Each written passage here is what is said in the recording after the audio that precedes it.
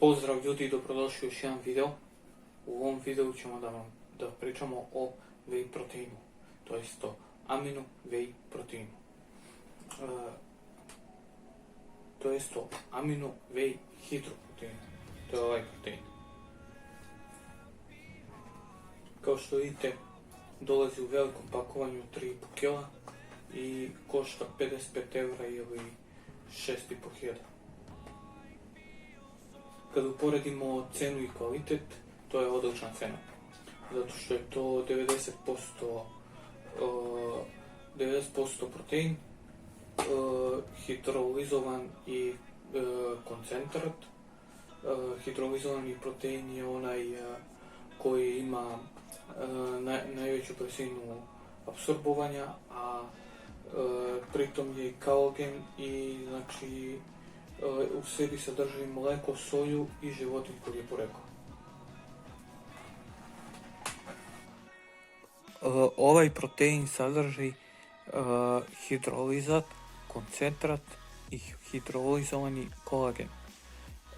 Kliničke studije su pokazale da samo 10 grama oralnog konzumiranja kolagena povećava gustoću kostiju i smanjuje bol u zglobovima.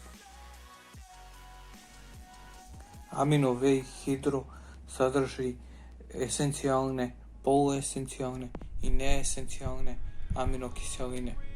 Pakovanje od 3,5 kg će vam trajati više od 4 mjeseci zbog toga što je jedna merica 28 grama, ako naravno budete koristili jednu mericu dnevno.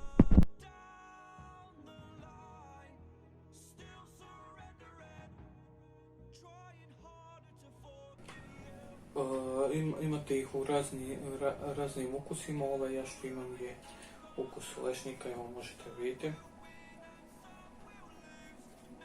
Znači, ja ne reklamiram taj whey protein, ja radim recenziju, pričam o njemu, svoje mišljenje, svoje iskustvo.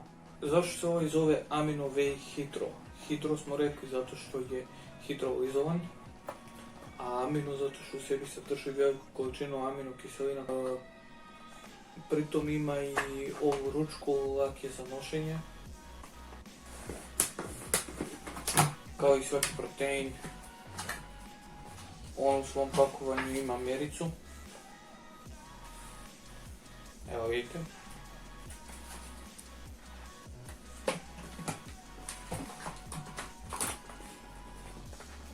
Nadam se da će vam se svidjeti ovaj klip. Ako vam se sviđa, odradit ću još takvih.